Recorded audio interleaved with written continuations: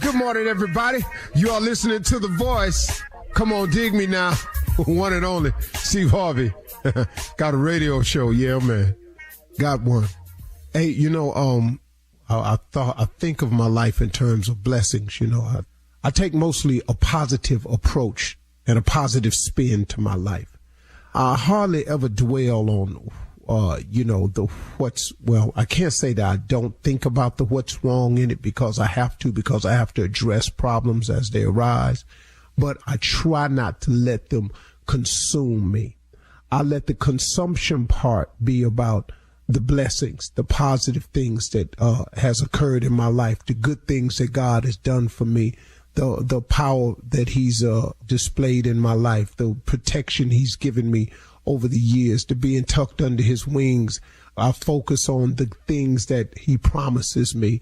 I think of all the goodness that I perceive to come my way. I think that has a lot to do with me learning more and more about the law of attraction in terms of, what you think and what you put out in the space, and what you pray about is what you receive, And so I've become better and better at that. It's not to say that I'm not human and I don't have moments where I think a little bit too long about what's going wrong and what enemy is about to attack and what they're going to do and say and all of this here. So that's not to say that I'm not concerned about it, but I try to dwell mostly on the positive. And one of the things that I learned, you can have an incredible life. All of us, we can have incredible lives if we just let God drive. See, the problem that I had years ago was I was the driver of my life, and I was taking myself in the directions that I thought would be best for me. And I aimed at things that I thought I could accomplish, and I set goals that I saw myself being able to attain. I was driving. When I gave up and I let God drive, I then opened up my mind and my spirit to what God had for me, for what God could see for me, for what God could do in my life, for what God wanted for me. Now, he wanted for me and he wanted of me. See, that's the connection that you got to try to make. Well, not try. That's the connection that you got to make to really get it. Now, listen to me. What I don't want you to do is do like me. Don't be afraid of the what for, of the what he wants you to do part. See, because that ain't going to be nearly as demanding and as offsetting as you think it's going to be. See, I thought that if I did God's will, that if I let God tell me what to do, that it would cause me to not to be able to do some things I wanted to do. Well, which is true, but the stuff I wanted to do was all detrimental to my well-being and my future and my growth and development as a man. I was stopping my own growth as a man because, see, I was doing what I thought I should do as a man. But when you give it over to God, see, God has a much better plan for you than you can ever have for yourself. And God knows a better way, far better than the one you know. I want you to believe that, man. You got to understand that part of it. And that's the part that I finally got through my head, to let God do it his way and to show me a better way and to teach me a better way and expose to me a better way. And when I opened up my mind to what God was talking about, I began to see things totally differently, and things started coming to me totally differently. If you've been a friend of mine or a fan of mine over the years, I mean, you've had to see it, the change. You've had to see the difference. I mean, and I acknowledge that every chance I get, because I promised God I would, and I hope that I'm not falling short in that category. But then again, if I told it all day long what he done for me, I still wouldn't have enough time to really explain thoroughly what he's done for me, because it's such a continuous growth in me. But now, that's not to say that I'm finished or I'm done or I'm complete, because I'm still short. You can't be him. You can strive for perfection. I hear people saying it all the time. I applaud you for saying you want to be perfect, but you ain't. And you can't.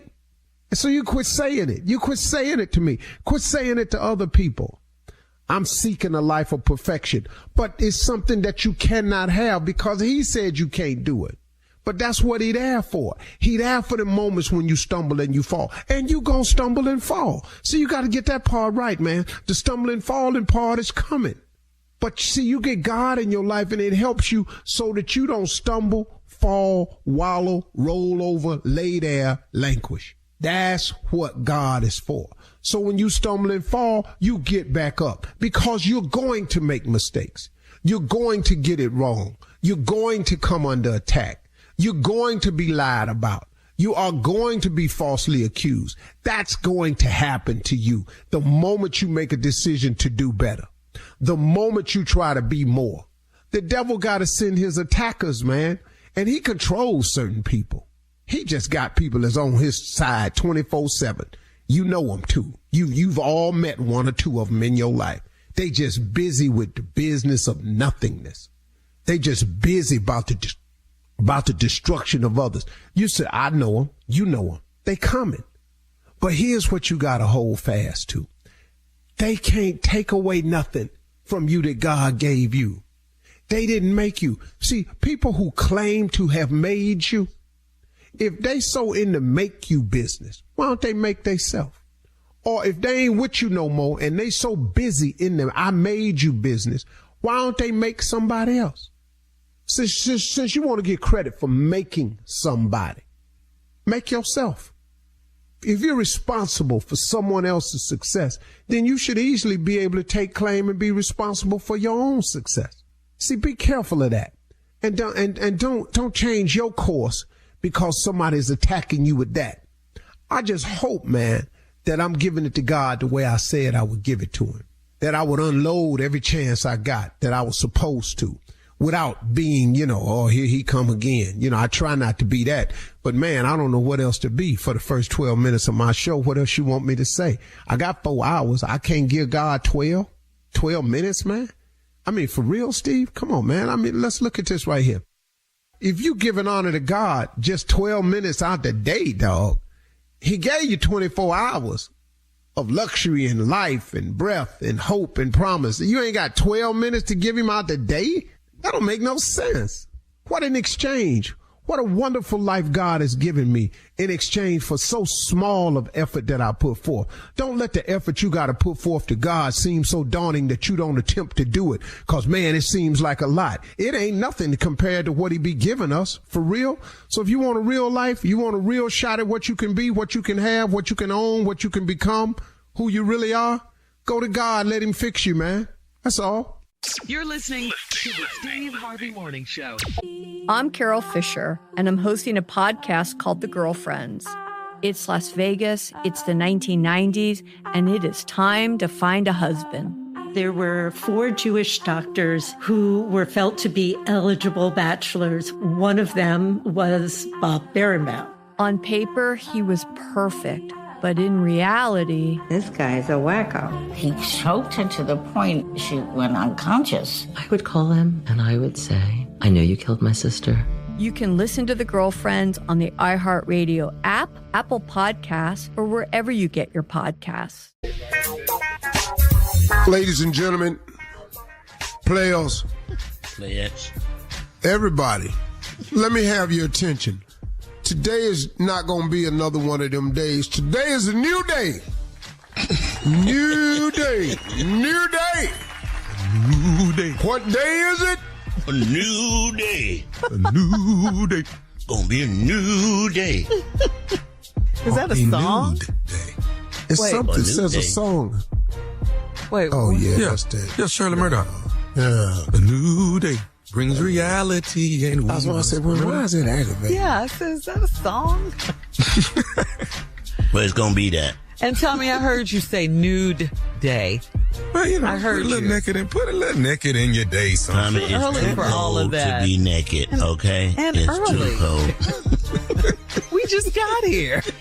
We just put our clothes on. Let's get it cracking. Oh, it's going to crack if you're naked. If you're naked outside. Yeah, it's a little chilly out. It's a little chilly. Happy to. Wait till it warm up, as the old people say, warm up. How you feel? How you feel, Warm Steve? up. Steve, you know what I'm talking about, right? Yeah, warm up. It's warm. Go on in there and warm up. Warm that up. It's in the kitchen on top of that, and just warm it up and eat it. Nothing wrong with it.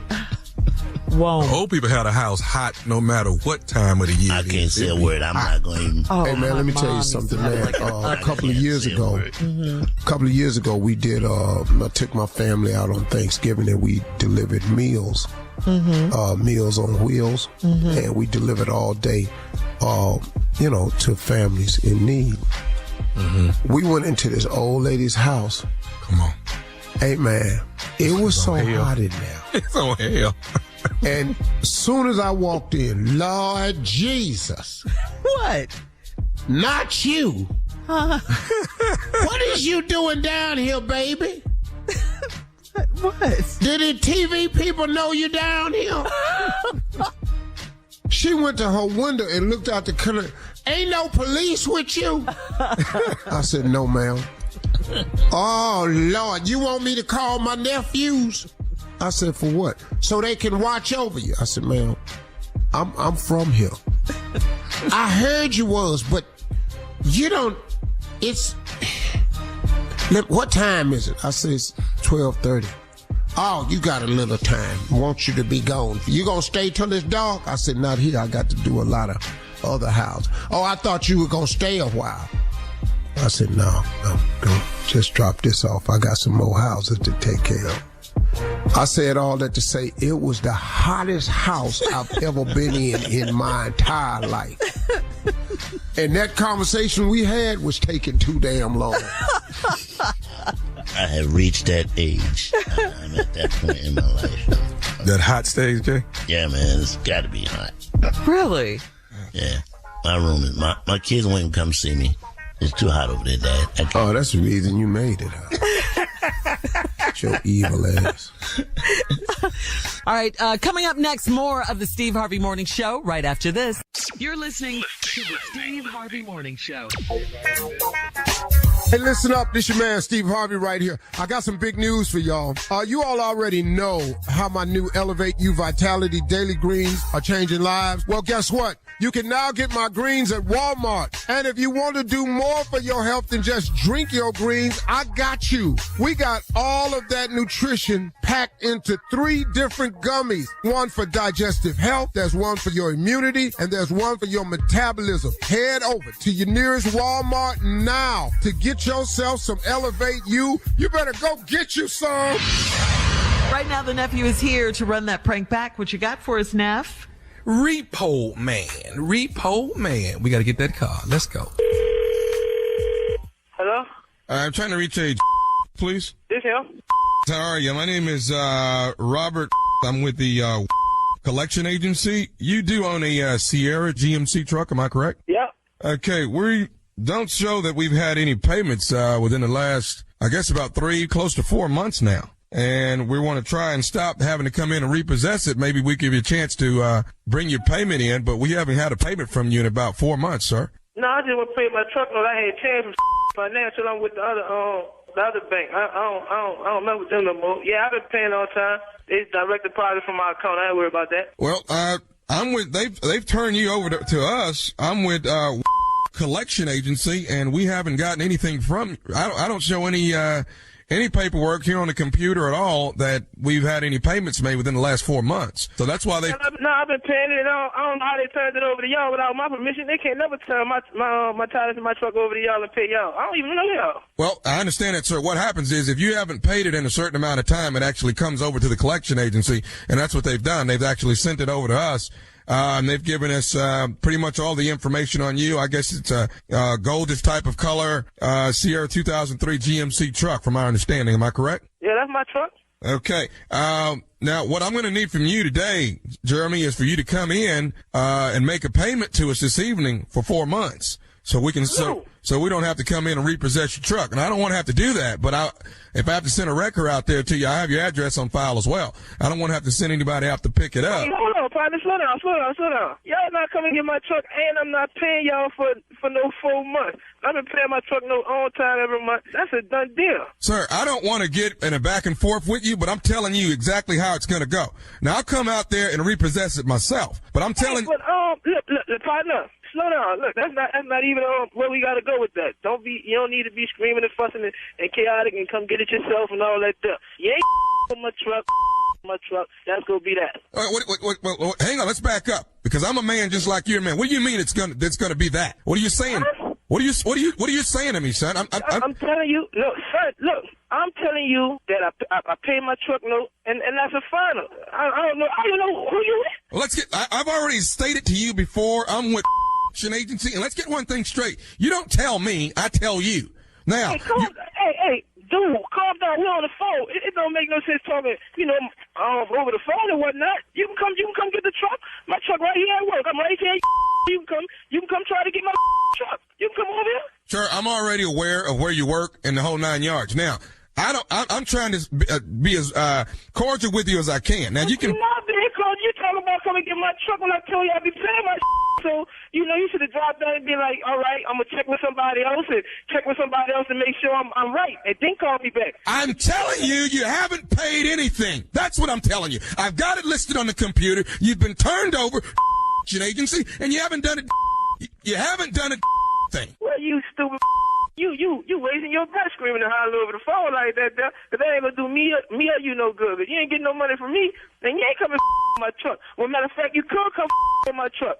I'm gonna be at my truck and I'm gonna wait on you. What time you gonna be there? It doesn't make any difference, sir. You're gonna get repossessed tonight. If I don't get 4 months payment, definitely. If I don't get 4 months payment brought into me, collection agency, your truck will be taken care of. Hold on. Listen, man, hold on. If I let that shit with me, you kind of serious. Go with my truck. Hey, let's stop screaming at me over this phone, partner. You quit cursing at me. That's what's wrong. You, man. Man, you got me twisted. Look, my truck parked right outside. You can come over here and get it. I'll be sitting on there waiting for you. Look, you know what? I'm at the point I don't give a about this job. I'm ready to come kick your. That's what I'm ready to do. Call him back, Cat. Hello? I don't need a little scared hanging up the phone. You stand here like a man and you handle your problems. Hey, hold on. I'm at work. I can't be dealing with that. Man, I gotta make it work, bro. You stop calling my phone. I'm at work too, doing my job the same way you're doing yours. Hey, well, make your money, do your job. Come get the truck. I got one more thing I want to say to you before you go. Are you listening? No, I'm listening. What you say, partner? This is Nephew Tommy from the Steve Harvey Morning Show. You just got pranked by out of here. No, you got all my teeth trembling in. Man. You all right, man? No, I'm not all right. I'm on top of this roof, man. I'm talking to my Cuba. I'm upset. Yeah, you got me about to jump on this roof trying to get to my truck. She told me, man. She said that boy loved that truck. Yeah, that's my truck, man. That's my only transportation, man. That's too much for the work. I hear you. Hey, man. Oh, man, you got my fingers. Yeah, you got it, bro. You got it pretty good. Hey, I gotta ask you, man. Tell me, brother, what is the baddest? I'm talking about the baddest radio show in the land. Oh, no doubt.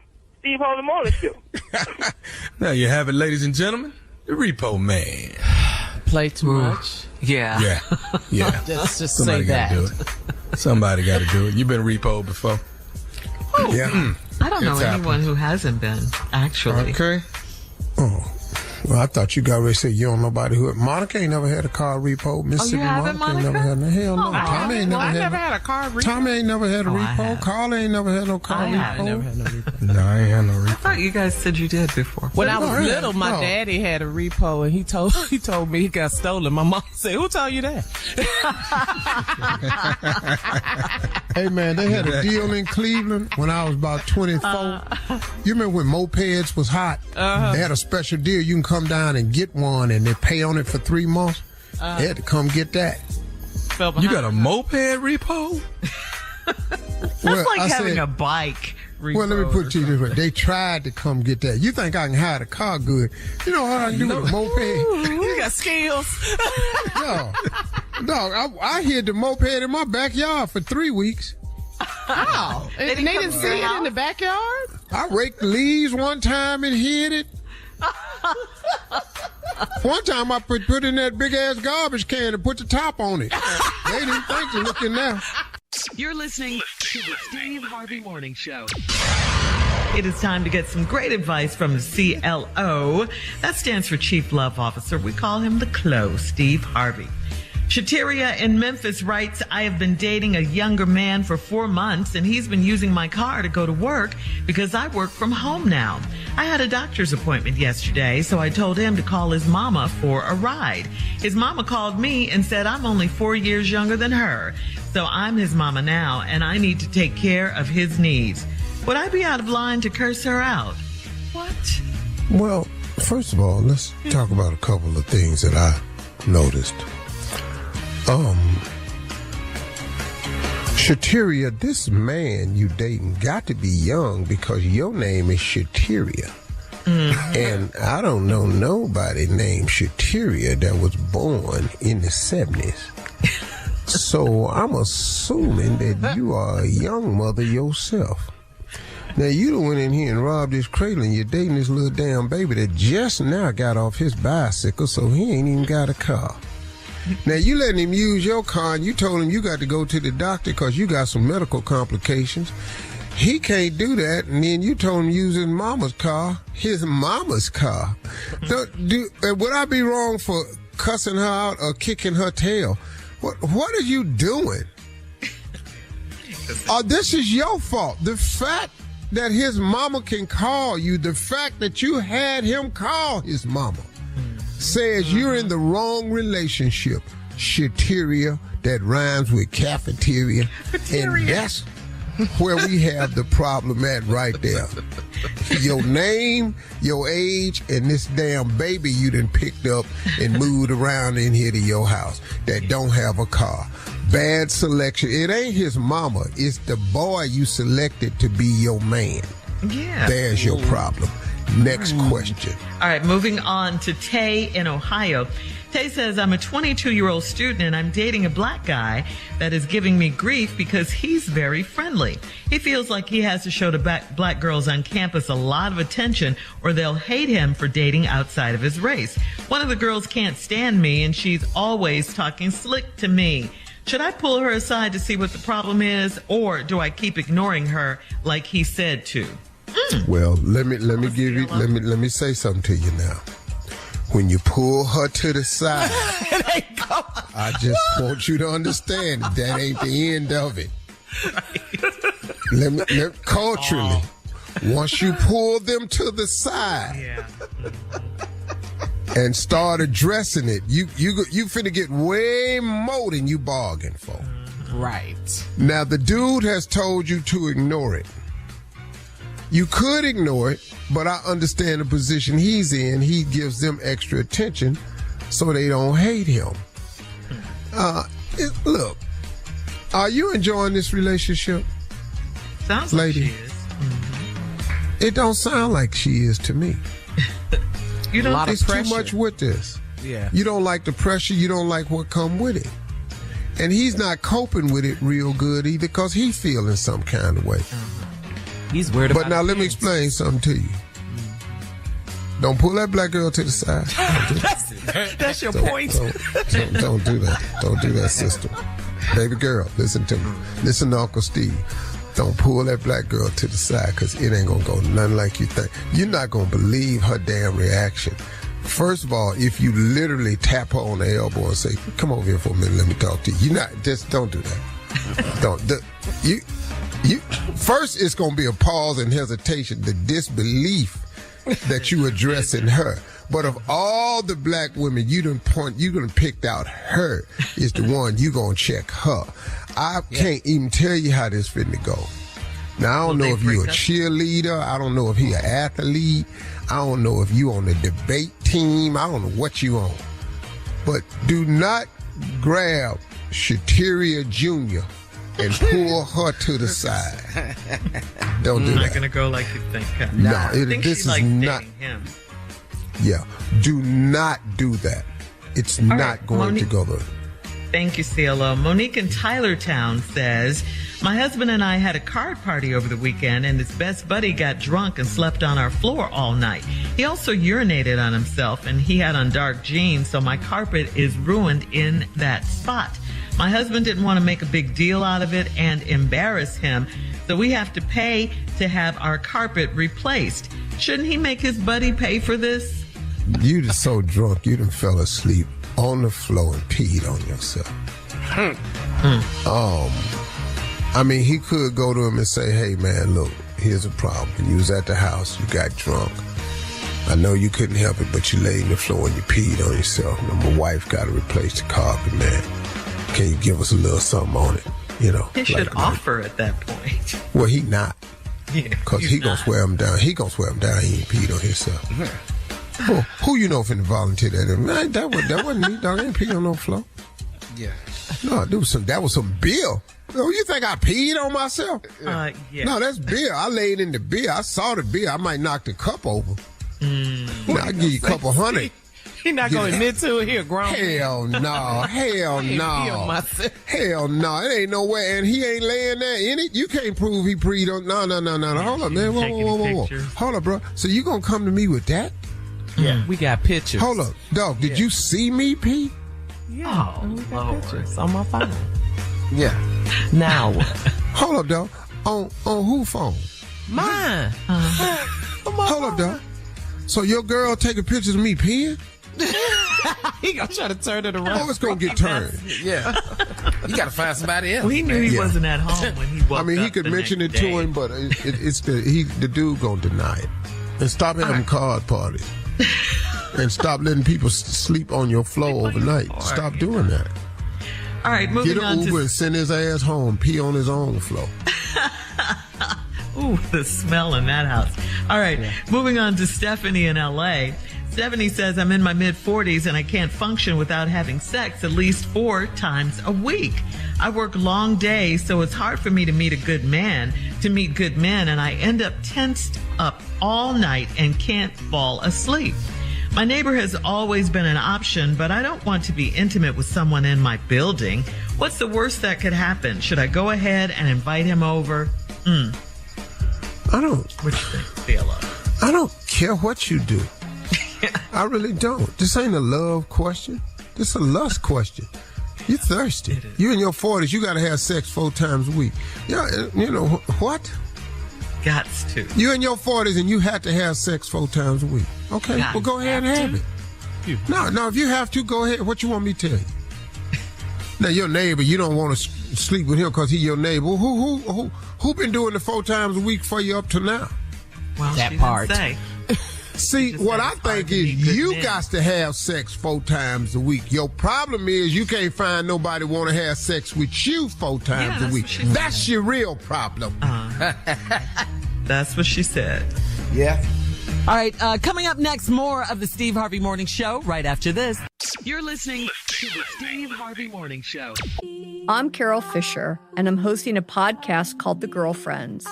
It's Las Vegas, it's the 1990s, and it is time to find a husband. There were 4 Jewish doctors who were felt to be eligible bachelors. One of them was Bob Berenbaum. On paper, he was perfect, but in reality... This guy's a wacko. He choked her to the point she went unconscious. I would call him and I would say, I know you killed my sister. You can listen to The Girlfriends on the iHeartRadio app, Apple Podcasts, or wherever you get your podcasts.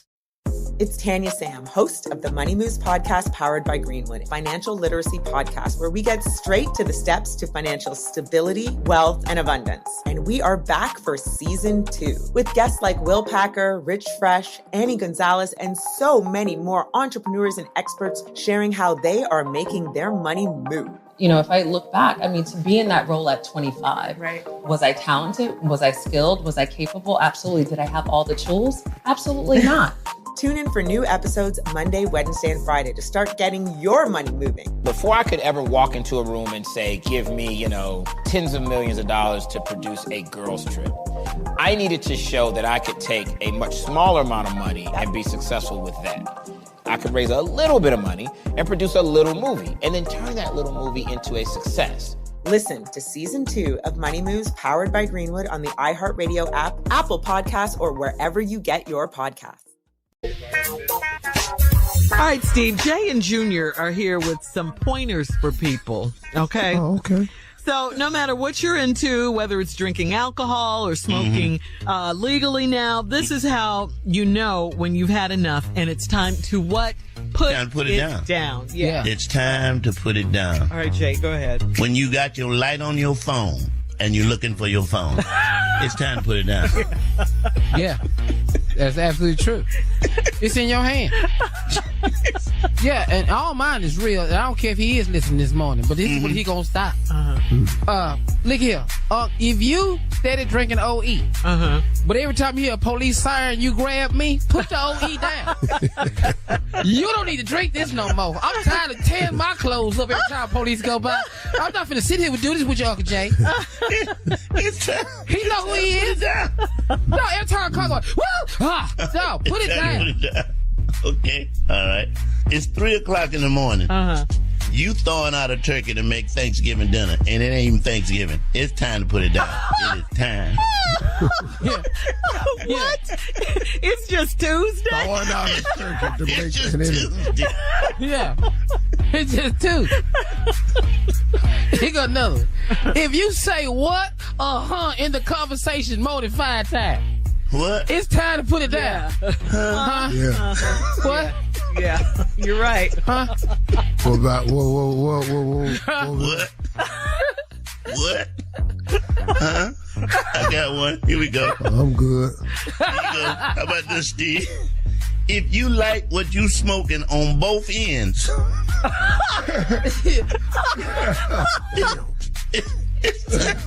it's time to put it down, man. You light it on both ends. Yeah. Cool. You got one up? No. Okay. Go ahead. Hey, let me tell you something. If I come over your house and I walk upstairs and you playing PlayStation and you got the headphones on, dog, whatever you doing, it's time to put that down. You 50, dog. Right. Who the hell is you talking to with headsets on? With a PlayStation controller in your hand? The hell is you smoking? I got one for you. I told you he was going to get in. Now I know what you're talking about. Get in. This happened with a friend of mine. If you driving, and we done sat at this light and it done changed green 3 times. Yeah. We still there. Yeah. But staring at the windshield. You get time for you to put it down, though. It's time to put it down. I got one. All right, you decide to bake a cake. And you waiting for the cake to be done. You got all the ingredients in the pan. But what you did was you stuck it in the dishwasher and you waiting. Yeah. It's time to put it down. Time to put it down. The oven's over there. You don't need no more. Yeah. I got one. If you done got hungry and you done decided you want some pinto beans and you soaking them and you just get a spoon and sit down and start eating them while they soaking. It's time. Time to put that down. You got to quit smoking. You got to. All right, coming up next, more of the Steve Harvey Morning Show right after this. You're listening to the Steve Harvey Morning Show. We here at the Steve Harvey Morning Show love food, all of us, but there are a lot of foods we think are from other countries that are actually invented in the good old USA, and those are some of the most famous ones, like fortune cookies, invented right here. Yeah, it was actually invented in San Francisco by a Japanese-American baker. They not good. Did y'all know that? Did you know that, Steve? I did. Fortune cookies taste good. They don't taste good. I like them with chocolate, white chocolate on them. Then they're good. You like fortune cookies ain't overseas? They don't have them. Shirley, excuse me. White chocolate is the worst thing you can put in your body. I absolutely know that, but it tastes real good. That's all I'm saying. Oh, I'm sorry. Excuse me. I thought I was informing you a very wonderful health reason, and you just destroyed it. I know that. No, I do. eat it any damn way. I don't eat it now, but yeah, I used to, and it's delicious. Orange chicken. How about that one? That's good. Yeah. It was created in Hawaii in 1987 by Panda Express chef Andy Kao. Okay. Mm-hmm. I didn't know that. Wow. I didn't know that either. I ain't gonna lie. See, I done ate a bunch of that. Ooh. Yeah, okay. Who came up with them noodles at Crush Station? Who came up with them? get ready for They did. I know. They did, and you can't copy it. German chocolate cake. Came German. My mama. Yeah. My mama. It has I don't know who nothing. made it before. I don't know who made it before. Ain't nobody make it like her, though. Eloise Vera Harvey. Greatest piece of German chocolate cake on the planet. Wow. I have to go with him on this. German chocolate. Yeah. But anyway, it has nothing to do with Germany. It's because of its name, Samuel German, that it's called German chocolate cake. Black people that perfected it. Oh, yes. Hello. That coconut. Hello. Yeah. We don't know what that first one tastes like. We've had a lot taken from us, so hey, ride it out. Uh-huh. So we took your cake, okay? Okay. I love it, Tommy. We love German chocolate cake. All right, English muffins. English muffins. They from England, Not from England? They were actually invented in New York City in 1984 by English immigrant Samuel Bass Thomas. They were originally called Girl, this toaster list ain't crumpets. nothing. Let me give you some real dishes that was created right here in America. Okay. Come on, what you got? Chitlins. Yes, work it out, boy. Yeah. Whether they want to be or not. Fried spam. Yes.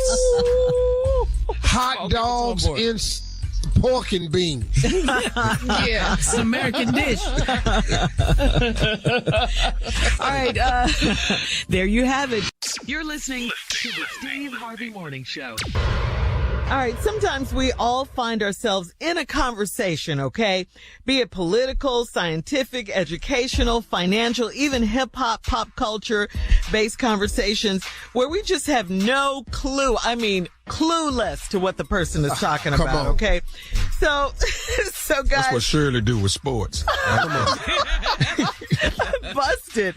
So do you guys chime in and ask people to get you up to speed, or do you just nod in agreement like like No, you're in on it? I actually get in the conversation. I wanted to start with you, Steve. Yeah. Yes. I go and get in the conversation.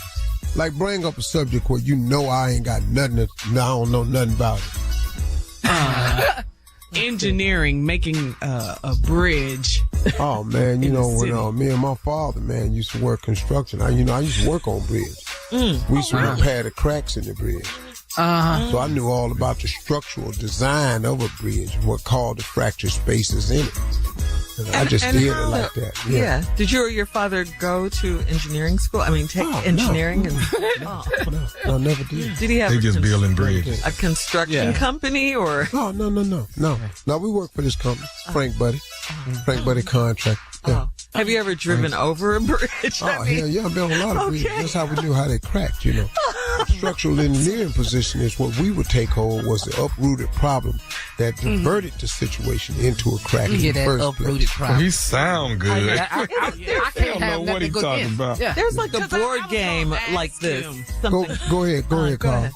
I was going to ask him, though, Shirley, so what would you recommend to update a bridge? Well, I think updating is very, like very the Golden simple. Gate Bridge. The Golden Gate Bridge has been needing update and repairing. Been several earthquakes that's weakened the foundation. But I think what we're going to have to do is we're going to have to do a section at a time. I think we're going to have to break that bridge in half so we can have just one-way traffic going one way. And then once you get the one lane blocked off, and then you can do the restructure work on the other side. And then you reinforce it up under with welding beams. And that'll join them back together. And that way they'll fix that whole thing. We would need more gold. You mentioned earthquakes. I was wondering, we're out here in LA. A lot of seismologists have been on the news lately saying there's a possibility that there could be an earthquake coming up soon. Yeah. You agree with that? 4.7. A 4.7. What are you basing that on? Yeah. Because last one was 4.6. Oh. You predict. Are you a seismologist by any chance? Or you know anybody that is? No, I'm a Quaketologist. How's Quake, Chris? Anybody know See, about that's what that is. Yeah. Aftershock. Wow. So far, so good, Yeah. No, go ahead. Go ahead. I can't even argue. Anything, just anything. I can get right with it. Yeah, houses. Houses. You know a lot about houses? Hell yeah. I grew up in a housing project. Well, I said seismologist. I meant seismologist. I said seismologist. See, that's why I said quakeologist. You said a quakeologist. Because I knew you ain't know what you was talking about. Okay, I get it. Yeah, go ahead, Tubby. You know anything about designing airplanes? Oh, absolutely, man. Absolutely. You mean like the engines and stuff, or inside of which the one plane, you the talking decor? Well, let's go big. Yeah. The engine. Yeah. Let's go big. How does it fly? Absolutely. Rolls-Royce is the number one engine manufacturer of jet planes in the world right now. Now that I believe. No, that's from you. Yeah, that I believe from Rolls-Royce is number one jet manufacturer of engine parts and motors in the world today. Mm-hmm. And so whatever I'm picking out a plane, I always go Rolls-Royce engine. Oh. Okay. What's the best feat to get up? Altitude. Well, you want to fly at least 33,000, but if you're in a more substantial plane, you can get up to 49,000, which then at that point you can see the curvature of the Earth.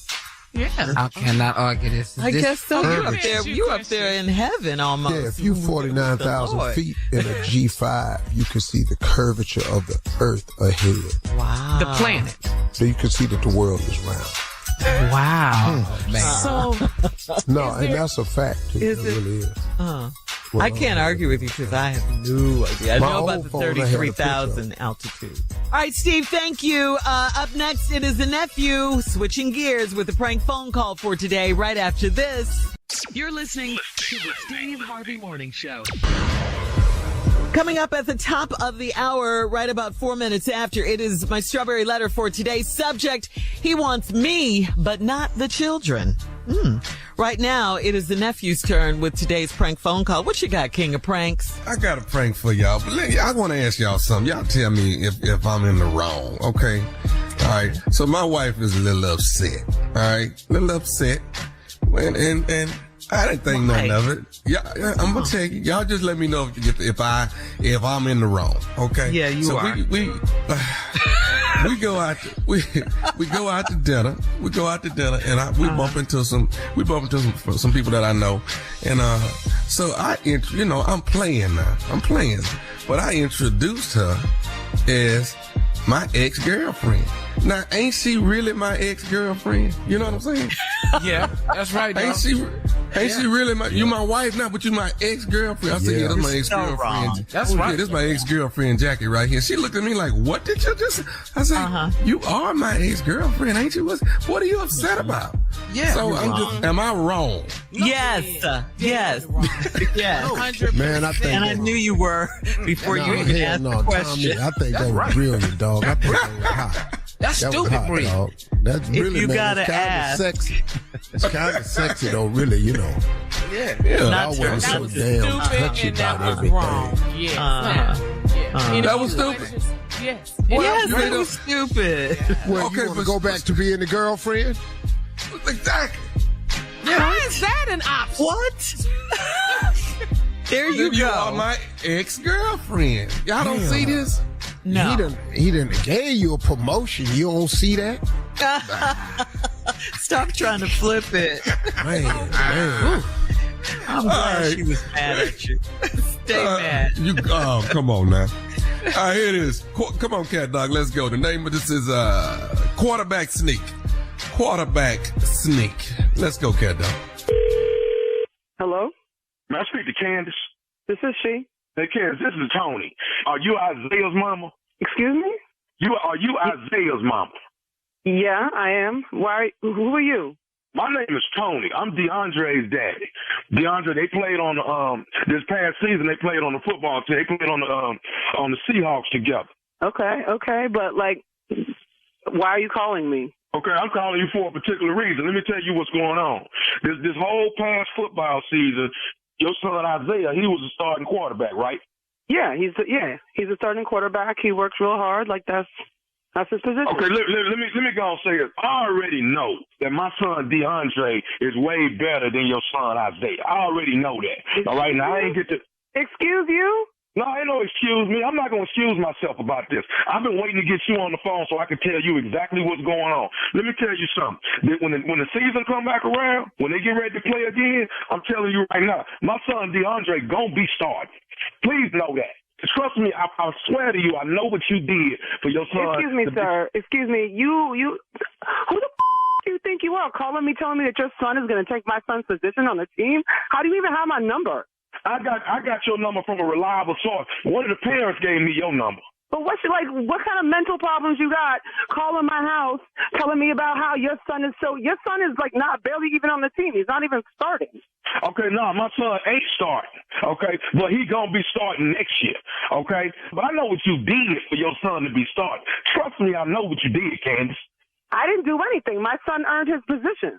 So, I mean, I don't really get what you're saying here. You're talking some big game about your son taking my son's position. Like, first of all, I don't even know who you are. I don't know how you got my number. Like, these are kids. It's really not that serious. Like, they're kids out there having a good time, trying to play a game. Like, I haven't seen you at a game. I don't know who you think you are, stepping up, being like, my son is going to take your son's position. Like, what kind of crazy are you? Okay, you're calling me out of nowhere, you're calling me nowhere out of the clear blue. I'm just minding my business. My son is playing his game. Who the are you, and why are you calling me? Like, what the I ain't been to no games, but I'm going to be there on next season. I'll be there, okay? Okay, well, right. I mean, you could try. You might not want to come because your son still ain't starting. Okay. But let's go on and get to the reason why I called you. I already know why your son started. So let's go on and be my real son is starting? What?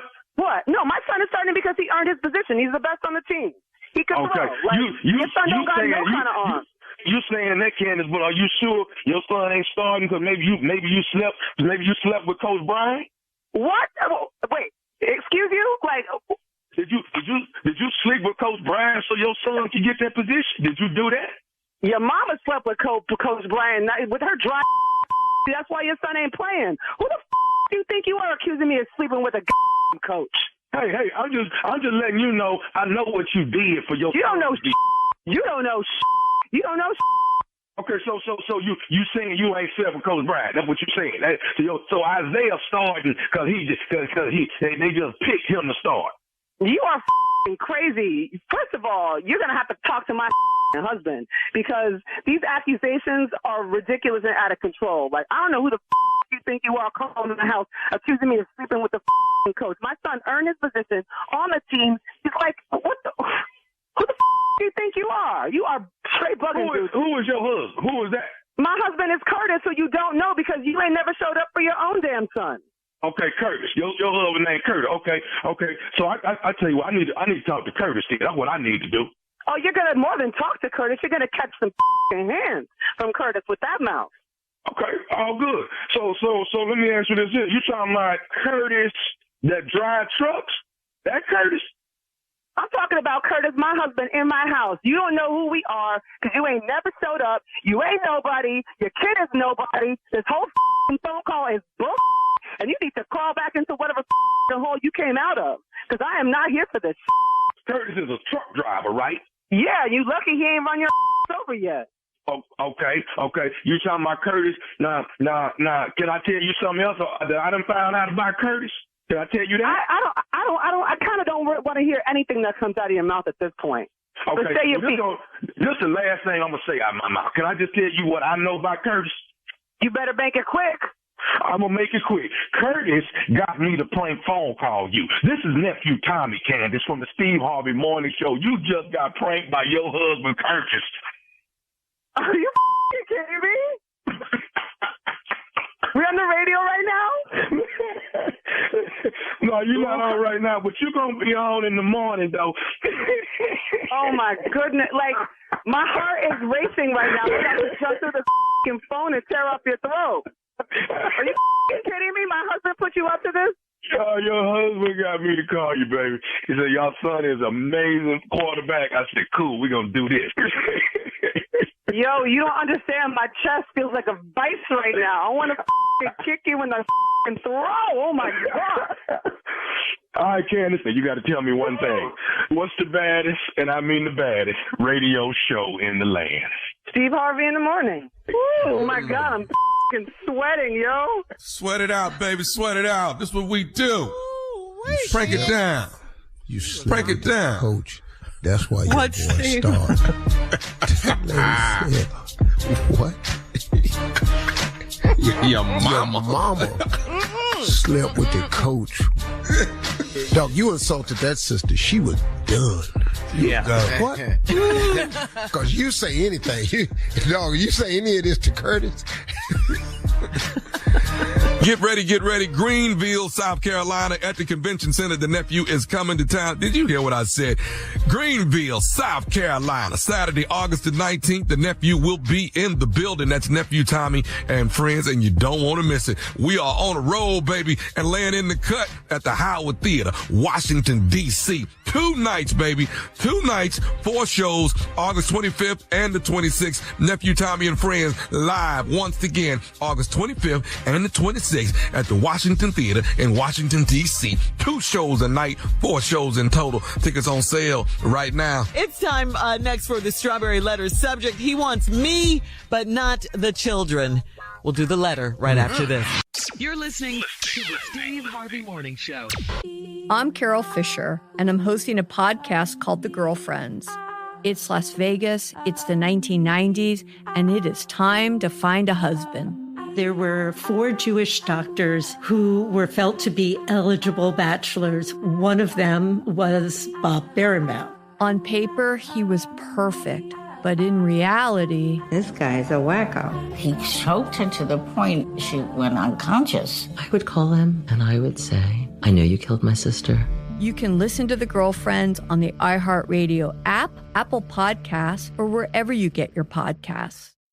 It's Tanya Sam, host of the Money Moves podcast powered by Greenwood, financial literacy podcast where we get straight to the steps to financial stability, wealth, and abundance. And we are back for season 2 with guests like Will Packer, Rich Fresh, Annie Gonzalez, and so many more entrepreneurs and experts sharing how they are making their money move. You know, if I look back, I mean, to be in that role at 25, right? Was I talented? Was I skilled? Was I capable? Absolutely. Did I have all the tools? Absolutely not.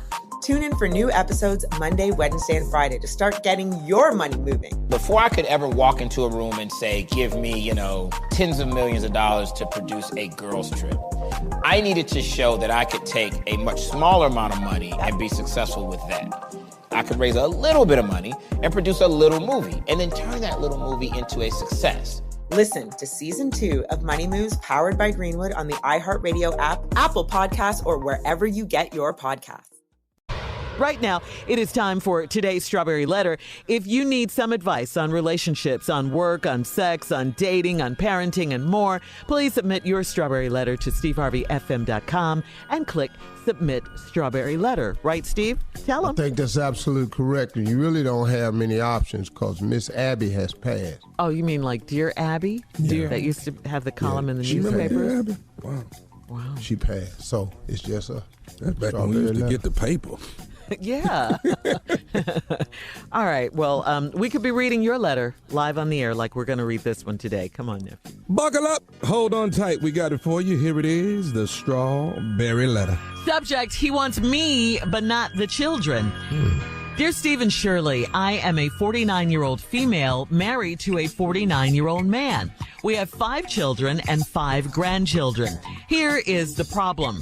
My current husband... No, he says, I have 5 children and 5 grandchildren. Right. Okay. Not we. Oh, okay. Here is the problem. My current husband is not the father of my children. I married this man when my children were young, so he's been in their lives for a very long time. My youngest son just graduated from high school and will be going away for college. So now my husband thinks that we are done raising children, and from now on, it will be just the 2 of us. He has said that we don't have to worry about the kids anymore because they are all grown and have their own lives. So am I not supposed to be involved with my children since they are no longer living at home?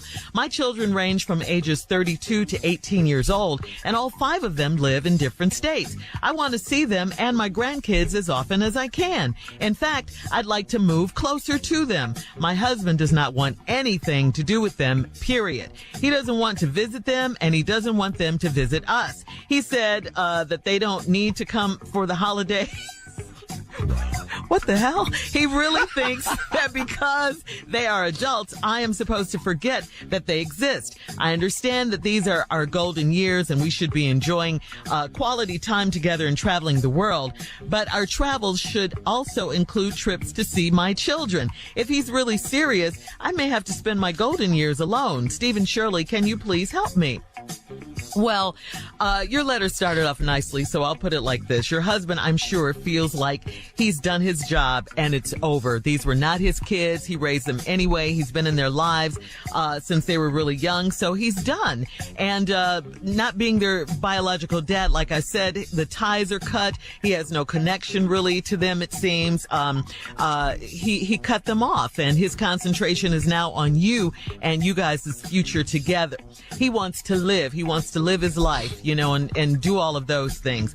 But now I think that he's being very unrealistic when he says the children, he doesn't want the kids to come and see you, or he doesn't want you to go see the kids. How is that? I mean, really, that's a bit unrealistic, especially if it makes you happy to see your kids. You're his wife. He should want to see you happy and do those things that make you happy. I mean, it's very unrealistic to say that he really thinks that because they're adults, you're supposed to forget that they exist. No, that's not the issue, and he knows that's not the issue.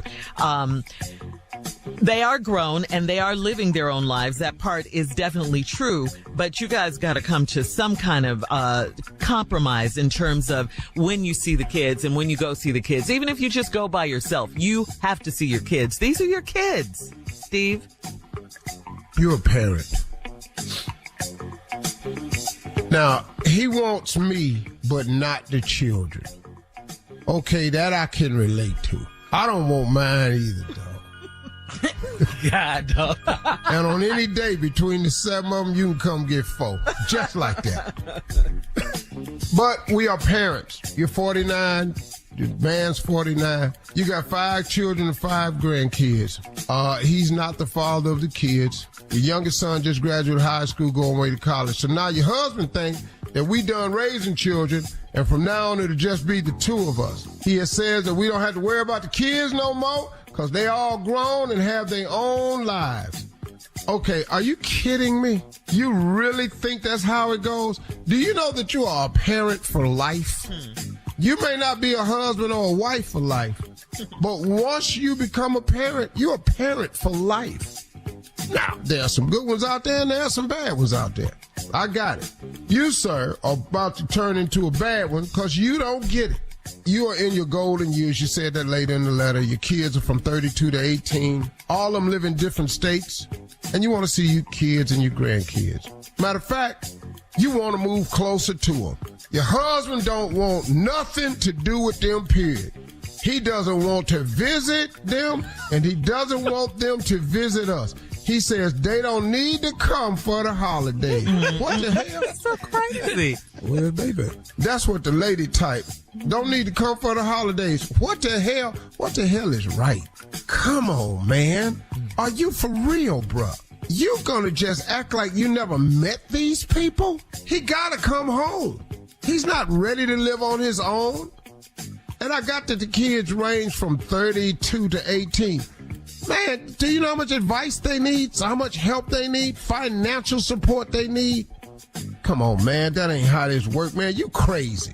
And he don't want them to visit. He don't want them to come for the holidays. What the hell? He thinks that because they are adults, I'm supposed to forget that they exist. That's the craziest part of the matter. You gotta be nuts. It doesn't work that way. Come on, man. I understand that these are our golden years. You ain't but 49. Hell. Golden. But if that's how you want to look at it, okay, cool. And that we should be enjoying quality time together and traveling the world. Plans should also include trips to see my children. If he's really serious, I may have to spend my golden years alone. And we'll be back when I was a kid. What'd you say, Steve? I said, we'll be back.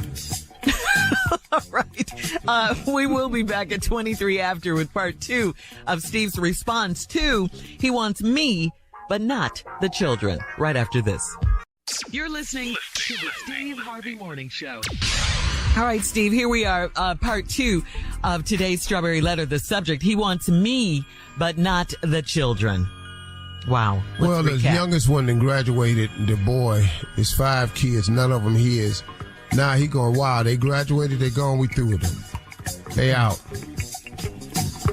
He's saying, no, they have their own lives, they're adults, they should be able to make it on their own. I want to see my grandkids as often as I can, is what the woman says. In fact, I want to move closer to them. My husband don't want anything to do with them, period. He don't want to visit them. He don't want them to visit us. He said they don't need to come for the holiday. What the hell? The holidays. That lady said, what the hell?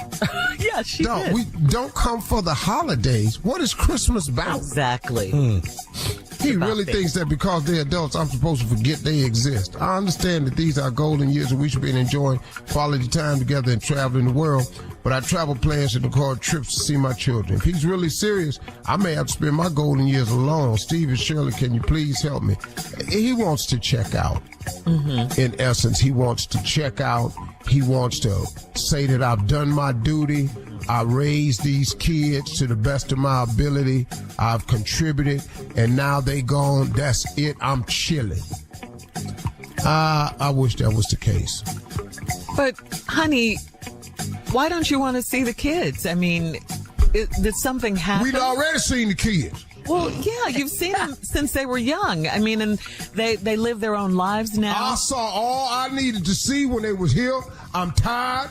I've been working, paying bills, putting kids to college, and covering up dreams. I bought that boy that carpet machine. Yeah. All that. I don't want to do this no more. And, honey, we appreciate it so much, but these are my kids. I have to see them on the holidays. That's what the holidays are for, family. On the holidays? Yes, family, like Thanksgiving, like Christmas. Yes. When?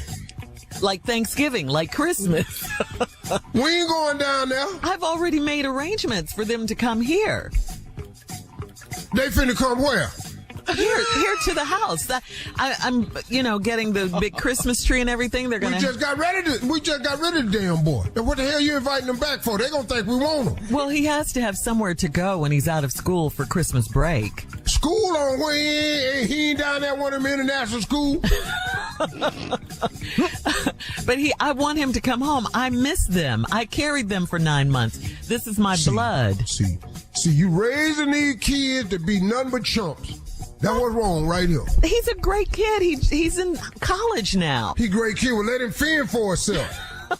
Go on, make it. You know, he ain't got nowhere to get a job. Wow, I don't understand. I mean, you were so good with them when they were young and helping me raise them. Now, all of a sudden, it's like, who are you? I don't know who you are. I don't know you. I was just counting the days. What do you mean you were counting the days? Till they got out this house. But you were so good, they call you daddy. You're not even their biological dad. Everybody ask them to do that. See, they won't call me daddy because they can't find theirs. That's all that was. Well, I just wanted to let you know that I really appreciate that you were there for me, there for my kids. I know you do, baby. I appreciate it. Now, I want you to be here for me. Well, I am here for you, but I'm also a mom. All of you, all the time. No, all that. The mom days over with. No, the mom days are never over with, honey. No, they is over with. They gone. No, they're not. Yeah, they ain't. No, they not, because you keep inviting them back. Leave them where they at, girl. These are my kids, and this is my house, too. They're coming home for the holidays, okay? I'll be there. I put my foot down. That's how it's going down. All these years, I've been raising these kids, waiting them to get the hell out, and then we invite them back over for the holidays. It's just for a few days. There's so many people going to be in here, we ain't got nowhere. We ain't going to be able to put a tree up. We're going to put a tree up right over there by the window. We're going to put a tree up. If you put a tree up over there, and then all these people come in the house, we ain't going to be decorated. It's just 5 kids and 5 grandkids and their spouses. That's 10 people. Look at this living room. Well, then maybe we need a bigger house, because I'm not getting rid of my kids. A bigger house? Yes, a bigger house. Girl. Not girl. Not girl. We can finally got all them people out of here. Only here we need a big house. It's just for a few days during the holidays, honey. You don't want to sing Christmas carols? Yeah. No, matter of fact, I want this house to stay the same size so they can grow. They already outgrown it. And who's going to... We need a bigger house. Who's going to help me cook? That's what... We love doing that. Me and the girls cooking together. Well, preparing Christmas dinner and Thanksgiving dinner. Baby, huh? Baby, you ain't ever been able to cook. Now, we're going to stop this damn joke right here. You didn't got real. That's Shirley. This is the woman in the letter. That you going to try to slide in and you can cook, we're going to end this damn strawberry letter. The woman in the letter can cook. No, well, the woman reading the letter tried to slide in and who's going to help you cook. That's what we've been trying to find out since 2000. All right, then. I don't know what that little Mexican man he that you married to. Amarillo, or what his name is. His name is Ernesto, and he's not Mexican. Ernesto, the black dude. So are you Steve or are you still the man in the letter? Make up your mind. I'm the man in the letter, but what you tried to slide in was a cooking compliment by yourself, and I ain't finna let you do it. Now, Shirley, you can't cook. This has nothing to do with me. Who's gonna help me cook? Yeah. Anybody. I'm speaking as the woman in the letter. All right, we gotta go. We gotta get out of here. Email us or Instagram us your thoughts on today's Strawberry Letter at Steve Harvey FM, or you can go to My Girl Shirley. All right, coming up next, more of the Steve Harvey Morning Show right after this. You're listening to the Steve Harvey Morning Show. All right, guys, time to play Comedy Roulette. Comedy Roulette. Comedy Roulette. Let's go, baby. Yeah. You want to explain it quickly, Jay? We take 4 subjects, put them on the wheel, spun the wheel, where it stopped, we'll do the damn thing. All right, here we go. Things people say who don't watch television. Things a know-it-all will say. Stuff you say when you break something that doesn't belong to you. And movie roles Tommy could definitely play. Spin the wheel. What?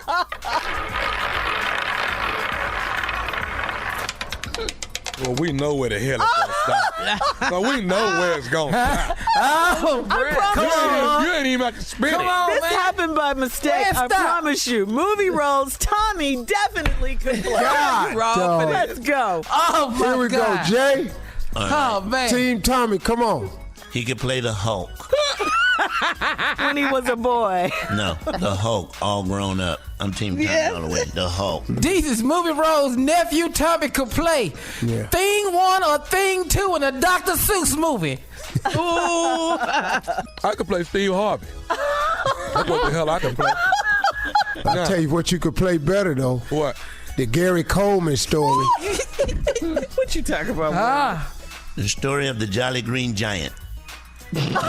Keep me tall, Jay. Come on, Team Keep me Tommy. tall, Jay. Tommy, baby. Who he gonna be? One of his shoes? Let me see who I could play. I could play Kareem Abdul-Jabbar. Ooh, in the Kareem Abdul-Jabbar. In the Kareem Abdul-Jabbar movie. Oh yeah, well, you gonna be his socks. You getting up there? Go ahead.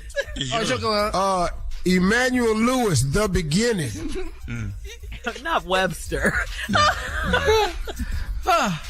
Yeah. All right, come on. What's The title? story of the 50-foot man. Come on, Jay. Yeah, Movie roles, Tommy. That's all right.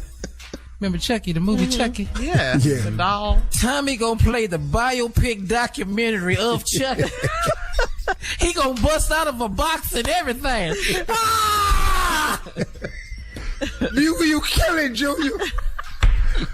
Tommy, your turn. I could play, because you know I know him, Shaquille O'Neal life story. Yes, you can. Oh, wow. Yeah, okay. Yeah. You ready for what you really gonna play, though? Bubbles, My Years with Michael. You're stupid. These are movie roles that Tommy definitely could play. All right, we'll be back with more of the Steve Harvey Morning Show coming up right after this. You're listening to the Steve Harvey Morning Show. I'm Carol Fisher, and I'm hosting a podcast called The Girlfriends. It's Las Vegas, it's the 1990s, and it is time to find a husband. There were 4 Jewish doctors who were felt to be eligible bachelors. One of them was Bob Berenbaum. On paper, he was perfect, but in reality, This guy's a wacko. He choked her to the point she went unconscious. I would call him and I would say, I know you killed my sister. you can listen to The Girlfriends on the iHeartRadio app, Apple Podcasts, or wherever you get your podcasts. It's Tanya Sam, host of the Money Moves podcast powered by Greenwood, financial literacy podcast where we get straight to the steps to financial stability, wealth, and abundance. And we are back for season 2 with guests like Will Packer, Rich Fresh, Annie Gonzalez, and so many more entrepreneurs and experts sharing how they are making their money move. You know, if I look back, I mean, to be in that role at 25, was I talented? Was I skilled? Was I capable? Absolutely. Did I have all the tools? Absolutely not. Tune in for new episodes Monday, Wednesday, and Friday to start getting your money moving. Before I could ever walk into a room and say, give me, tens of millions of dollars to produce a girls trip, I needed to show that I could take a much smaller amount of money and be successful with that. I could raise a little bit of money and produce a little movie and then turn that little movie into a success. Listen to season 2 of Money Moves powered by Greenwood on the iHeartRadio app, Apple Podcasts, or wherever you get your podcasts. All right, guys, here's something we saw on Facebook. Now, there was a boss who asked 5 coworkers who were in a meeting if they had any spare change. So this guy said, my friend was about to reach into his pocket and a coworker grabbed his hand to quietly stop him from offering change. A different coworker who was eager to kiss butt said, hey, I have 80 cents. The boss said, great. I heard your change jingling throughout the meeting. Please don't bring any change into the meetings anymore. Wow. Oh, set up. Yes. So Steve, I got to ask you, I know you have a crazy, horrible boss story. I know you do. Please share. Yes. I mean, just in my life, I thought all my bosses was horrible because, first of all, my problem all of them? as an every last one of them. None of my bosses, because I didn't think none of them should be in charge of me. That was my whole damn. Yeah. So you didn't like authority. I had a boss named Bob Cook in Cleveland at General Electric. And he was chastising me one time because he didn't like the way I had unloaded this truck with the tow motor. So he pulls me in the office to talk to me. Little fat little dude, real big ass stomach. He leaned back, had his foot up on the desk. He said to me, you know something, Harvey? If you could just change your work habits. I've been at this company 30 years. If you're following my footsteps, you could be me one day. Whoa. That did it, didn't it? I got up and was walking out that door. He said, where you going? I said, man, I don't want to be you. And walked out that door and shut that door. 2 weeks later, I was gone. Yeah. Okay. Wow. Yeah, that cost me right there. That walkout moment, shut the door. I said, man, I don't want to be you. Jay, what about you? I'm agreeing with Steve. Quitting takes a toll on your life, and it only hits you when you're sitting in that car. I mean, you quit inside, but then you got to go outside. And you have already quit it. You know what I'm saying? Yeah. Inside, well, the hell with it. Damn it. You take the job and you know what you can do with it, okay? I'm out this, and then you walk out. Now you in the car, and then that's when it all hits you. It hit you right there. What did I just do? What did I just do? Jay, when you realize they finna send you your last check. Yeah. Ain't too many people with a job got enough savings to last. Yeah, you know what I mean? Yeah. 6 months. Very few people got 6 months of savings set up. Yeah. For sure. When you realize that you're off, Steve, that you're off from work that day real early, I mean, you off real early, like, whoa, I'm off. It's like 11:30 a.m. You off. I'm back at the house. Yeah. You didn't make lunch. You off. Don't call nobody because everybody else is at work. Everybody at work. Everybody at work. Yeah. And then when you call back, they all of a sudden whispering to you, and you're not even there. They whispering. Well, I heard you left. And I can't talk right now. I gotta go. I mean, like, what? We were just buddies. What the hell happened? Yeah. That switch up. Yeah. That quitting, man. It takes a toll, boy. That's how I got in the car. I worked at the Gap. And I'm a neat fanatic. Y'all know that. So my job was the sweat wall. Surely, Baby Gap. Baby Gap. I worked at the Gap. I'm over the sweat wall. I got the sweat wall immaculate. I mean, everything folded. Just, it's picture perfect. And I got into it with a customer that just started pulling stuff out the sweat wall, trying to try on stuff, just yanking stuff out. And the manager came over and said, "Hey, you just do what you're supposed to do. You fix it and you put it back." I said, "Who the hell are you talking to? I had this wall perfect over here." Well, what are you going to do? Man, I'm finna go down here. I went down there to Wendy's and got me a burger and carried my ass on. I just couldn't take it. You gonna mess up my wall? I have a perfect wall. Really, Tommy? All right, you know how hard it was for him to get all them sweats up that high on that wall. More of today's trending stories coming up at 20 minutes after, right after this. You're listening to the Steve Harvey Morning Show. All right, Carla. Me and just some random girls were talking. And this question came up. It's like, because, we were taught to make up the bed when we get out, make up the bed. Yes. No one wants to come home to an unmade bed. But in our house, it's whoever is last, whoever gets up last. If I get up first, then, Nesto has to make up the bed. And he makes it up really well, I must say. What about really? You? Mm-hmm. Well, Nesto needs to call my husband, Tosh, because he ain't making up the bed like that. He will get now, because we have to be to work so early. Of course, I get up first, but he gets up early too. He'll go to the gym and all that to make sure I'm up. But nah, child, I got to come right back in there and make up the bed. Just sad. But let me. I fussed and nagged enough, okay, where he's gotten it just right. All right. Hey, listen, follow us. Yes, follow us on social media. I'm on the gram at My Girl Shirley. And I'm at Lips by Carla. Don't worry, we'll post our bedrooms. I'll post the bed. Yes. All right. All right, we'll have more of the Steve Harvey Morning Show. Make up your beds. Coming up at 33 minutes after the hour, right after this. You're listening to the Steve Harvey Morning Show.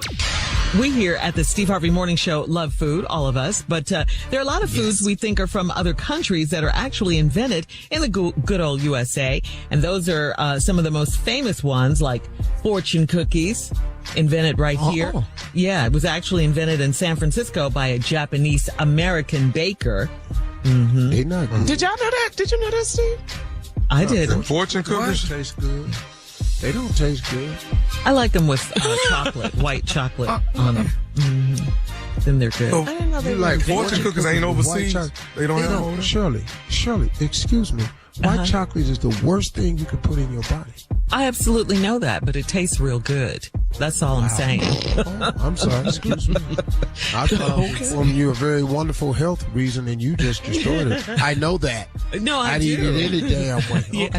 Yeah, I don't eat it now, but yeah, I used to, and it's delicious. Orange chicken. How about that one? That's good. Yeah. It was created in Hawaii in 1987 by Panda Express chef Andy Kao. Okay. Mm-hmm. I didn't know that. Wow. I didn't know that either. Steve, I didn't it's delicious. Who came up with them noodles at Crustacean? Who came up with them? Get ready for this. They did. I know. They did, and you can't copy it. German chocolate cake. Came German. My mama. Yeah. My mama. It has I don't know who nothing. made it before. I don't know who made it before. Ain't nobody make it like her, though. Elos Vera Harvey. Greatest piece of German chocolate cake on the planet. Wow. I have to go with him on this. German chocolate. Yeah. But anyway, it has nothing to do with Germany. It's because of its name, Samuel German, that it's called German chocolate cake. Black people that perfected it. Oh, yes. Hello. That coconut. Hello. Yeah. Well, we don't know what that first one tastes like. We've had a lot taken from us, so hey, ride it out. Okay. So we took your cake, okay? Okay. I love it, Tommy. We love German chocolate cake. All right, English muffins. English muffins. They from England, Not ain't from they? England? They were actually invented in New York City in 1984 by English immigrant Samuel Bass Thomas. They were originally called Girl, this toaster list ain't nothing. crumpets. Let me give you some real dishes that was created right here in America. Okay. Come on, what you got? Chitlins. Yeah, work it out, boy. Yeah. Whether they want to be or not. Fried spam. Yes. Hot dogs in pork and beans. Yeah, it's an American dish. All right, there you have it. You're listening to the Steve Harvey Morning Show. I'm Carol Fisher, and I'm hosting a podcast called The Girlfriends. It's Las Vegas, it's the 1990s, and it is time to find a husband.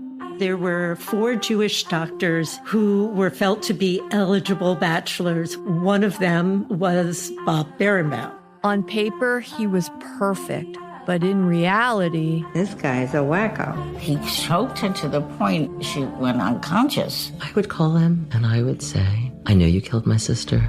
you can listen to The Girlfriends on the iHeartRadio app, Apple Podcasts, or wherever you get your podcasts. All right, guys, this is our last break of the day, and it is time for some closing remarks from the one and only Steve Harvey. Well, it's been a good day. Let me ask you guys a question.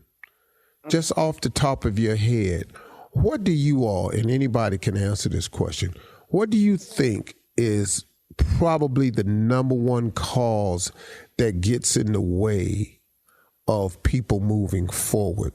Or what has gotten in the way of you over the years from moving forward? Because, I mean, it happens to all of us, myself included. I'm just asking a question to the crew. Yeah, fear. Fear. Fear of failure. Fear of failure, fear of success. Sometimes trying to fix the past. Wow. Lack of faith. Well, okay, let me address three things. This is interesting. I'm going to try to do this quickly. Let's talk about fixing the past. Let's talk briefly about fear. And let's talk about the fear of being successful. Let's start with the fear of being successful. A lot of people have a fear of becoming successful because they're not sure of the requirements that will be placed on them once they become successful. Some people think that they won't be able to handle the regiment of being successful. And that right there is, you're not understanding how God works. God never puts you someplace he doesn't prepare you to be. Do you understand that as you become successful, that you're going to be tested, you're going to be challenged, you're going to be faced with all types of situations that will better you, equip you, and make you the experienced person that you need to be in the place that you're going to finally wind up in? Stop being afraid of success and understand that God is not going to put you in a room that you're not qualified or equipped to be in. That's for starters. Now let's talk about fixing the past. You ready? You can't. You can't. You get no do-overs in life. The problem that people have when they try to fix the past is because they are surrounded by people who are constantly reminding them of the past and telling them you're not this and you're not that and you can't do this because you did that and I remember when you did that. When you remove those people from your life who are constantly trying to remind you of your past, you will then lose the need to have to fix it. See, but you have to fix it when there are people in your life, and including you, who keep bringing the past to the forefront to put it in your present. That's why the Lord's Prayer is simple. Give us this day our daily bread. The Bible very rarely talks to you about your past because it's been forgiven. It's done. I haven't read a whole lot of scriptures to help me with my past. I read a lot of scriptures that talk about now. I read a lot of scriptures that talks about faith, the belief in things that you cannot see, trusting in his word, holding on to his unchanging hand, realizing that all things are possible through him. I read a lot of scriptures about that. But nothing is more prevalent in our life today than the Lord's Prayer, which clearly says, give us this day our daily bread. Because tomorrow you have no control over. Now, you can have hopes for tomorrow. You can have plans for tomorrow. You can have visions and aspirations for tomorrow. But everything about tomorrow, which I have finally learned, should be tempered with the remark, if it's God's will and in God's timing. That way it releases me from having to be worried about the timing of an event. Because just because it's been denied, just because it's been delayed, does not mean that it's been denied. I had to learn that. So fixing your past can't be done. What's done is done. First thing you want to do about fixing the past, remove people from your life who are constantly reminding you of your past. And then secondly, forgive yourself just as God has done. I used to do it to myself all the time. Even at my daughter's wedding, I made the statement. I said, I've spent all of my adult life trying to fix the mistakes I made as a young man. You know what Bishop Jakes told me, who was at my daughter's wedding? He said, you're too hard on yourself. He said, you're too hard on yourself. You need to stop doing that to yourself, Steve. And he was right. Because I keep trying to do that, and I had to stop. And last but not least, let's just talk about fear itself. The majority of us have a fear of success and a fear of failure because we don't have a strong enough relationship with God. I'm telling you, man, God erases fear. God puts you in a comfort zone. I mean, if you think about it just for a second, everybody, everything that you've ever gone through, and I've said this, I can't tell you how many times on the show, everything you've gone through, every challenge you've ever had, every setback, every hardship, you've managed somehow to this point to get past all of them. Your track record for surviving rough days and challenges is 100%. Why would God not continue to do that for you? Lose your fear because God is near. Lose your fear because God is near. Those are the three things I wanted to address. Thank you for giving me those closing remarks. Y'all have a great day. Talk to God. He'd love to hear from you. See you tomorrow. Bye.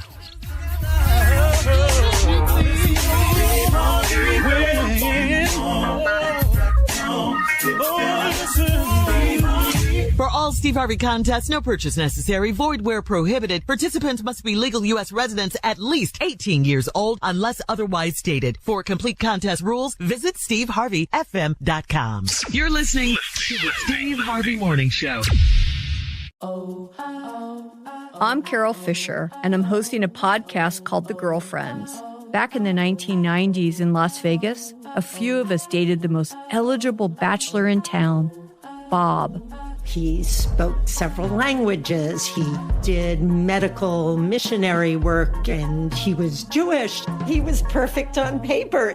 But he wasn't. He really wasn't. He choked her to the point she went unconscious.